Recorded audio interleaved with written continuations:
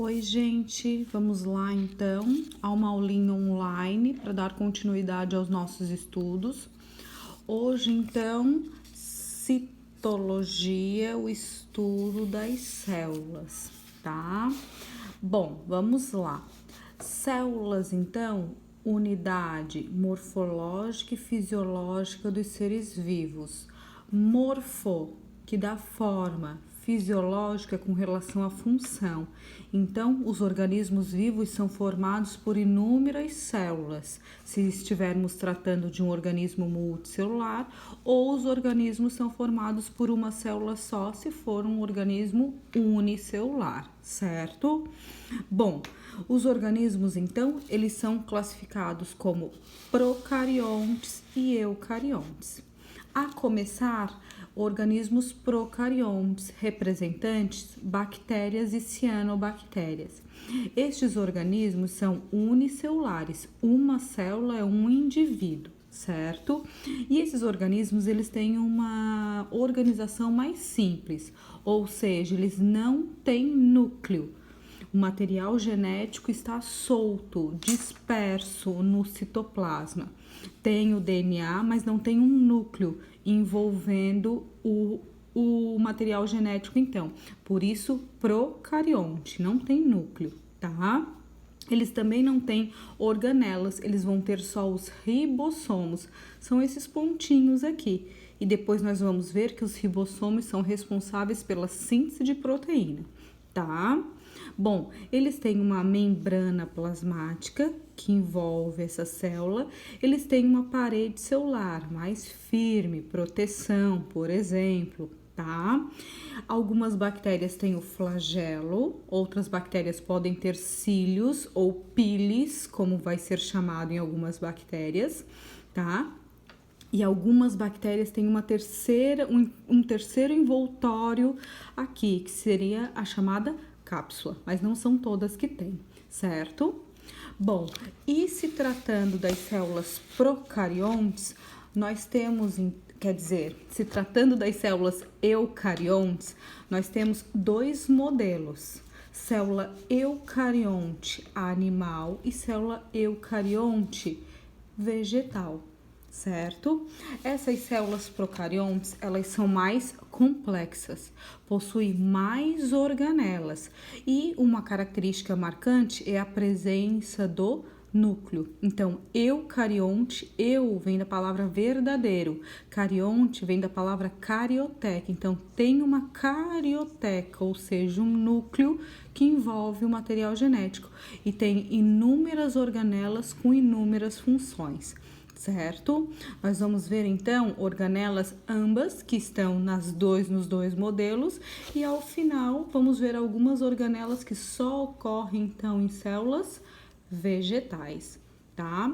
Sempre quando a prof se refere em célula animal, é células que compõem os organismos de animais, dos seres vivos, enfim, de vários organismos. Célula vegetal, por exemplo, plantas, algas, tá? E assim por diante. Então, vamos lá. Estudo das organelas, a começar pelos ribossomos. Ribossomos são organelas responsáveis pela síntese de proteína. Síntese é produção, então produção de proteína. Atentem, essa proteína aqui não são as fontes alimentares que nós conhecemos, como carne, ovo, frango. Não, são outras proteínas importantíssimas que atuam no nosso corpo e no corpo de todos os organismos vivos, tá? Então, o ribossomo, cada autor vai desenhar de um jeito, tá? Esse autor desenhou assim, ele é como se fosse duas unidades ou duas subunidades, tá? Essa fita aqui em amarelo é o que os autores chamam de RNA. Ó, RNA, tá aqui. Esse RNA copia a informação do DNA, a informação então da proteína, e o ribossomo vai ler.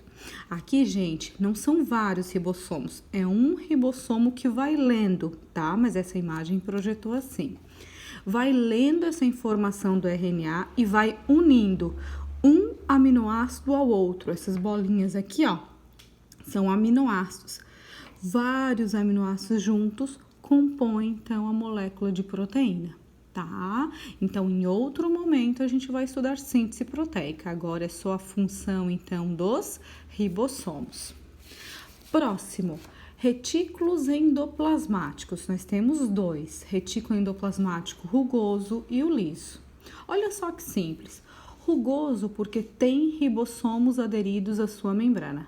Então, se tem ribossomos, também vai ter a função de síntese de proteína. Já o retículo endoplasmático liso, o próprio nome diz, liso, não tem ribossomos aderidos à sua membrana. Então, não produz lipídio, não produz proteínas, produz, por exemplo, lipídios, tá? E aqui nós temos, então, a imagem de uma célula onde tem o núcleo e aqui temos os dois retículos, o retículo endoplasmático rugoso com ribossomos aderidos à sua membrana e o retículo endoplasmático liso, certo? Então, esse retículo aqui, ele vai fazer a síntese de proteína. Então, mensagem aqui do DNA vai ser copiada e vai ser endereçada aqui para os ribossomos. RNA sai do núcleo e vem encontrar os ribossomos aqui para fazer a síntese de proteína. Já o retículo endoplasmático liso, não. Eles vão fazer outras substâncias, os lipídios. Como assim, prof? Lipídio não é gordura? Não, lipídio não é só gordura. O lipídio, por exemplo, nós temos uma categoria que são os hormônios esteroides ou os hormônios sexuais, enfim, temos N tipos de lipídios. Então, N células do corpo vão ter essas organelas, né, nas suas células, em mais ou menos quantidade, dependendo da função do tecido, tá? E nós temos também, gente, complexo de Golgi. Complexo de Golgi, então, ele tem algumas funções. Por exemplo, armazenamento, distribuição e secreção. Turma, o complexo de Golgi é esse aqui, ó. Ele não produz nada, ele recebe substâncias que venham aqui dos retículos, armazena.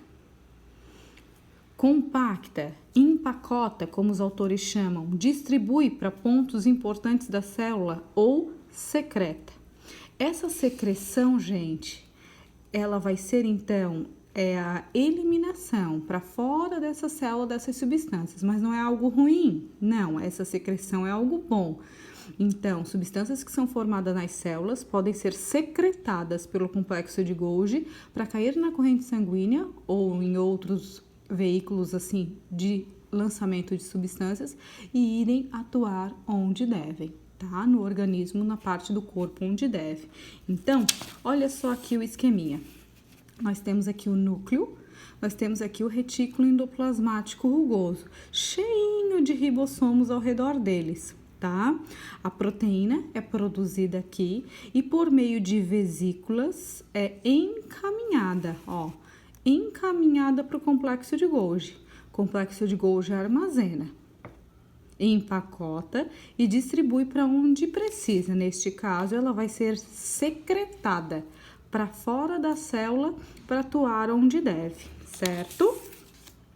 Outras funções que nós temos também é aqui, ó, formação dos lisossomos. A partir do complexo de Golgi, forma-se vesículas com enzimas digestivas que vão digerir itens aí da célula. Nós já falamos sobre os lisossomos, tá? Nós já vamos falar sobre eles. E temos também aqui a formação do acrossomo do espermatozoide. Olha só essa imagem, então. Aqui o espermatozoide, tá? E essa parte anterior se chama acrossomo, rico em enzimas digestivas.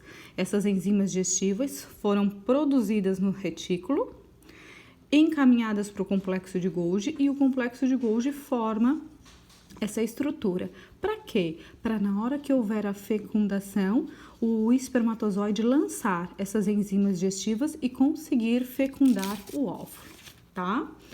Deixa eu virar aqui o material.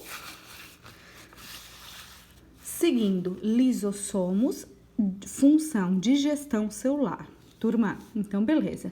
Complexo de Golgi, ele emite algumas vesículas que contêm que contém enzimas digestivas para digerir alguns itens aqui da digestão. Como assim, professora, digerir itens da digestão? Por exemplo, organelas defeituosas, pedaços de organela ou algumas coisas que são englobadas por fagocitose ou partículas líquidas englobadas por pinocitose, tá? O lisossomo pode digerir e vai eliminar o que não aproveita mais. Esse é o tipo de digestão, tá? Nós temos também aqui as mitocôndrias, função de respiração celular, ou seja, produção de ATP. ATP é molécula de energia para o nosso corpo. Energia para quê? Então, nós nos alimentamos e nós respiramos. Nós inspiramos oxigênio. Esse oxigênio, o nosso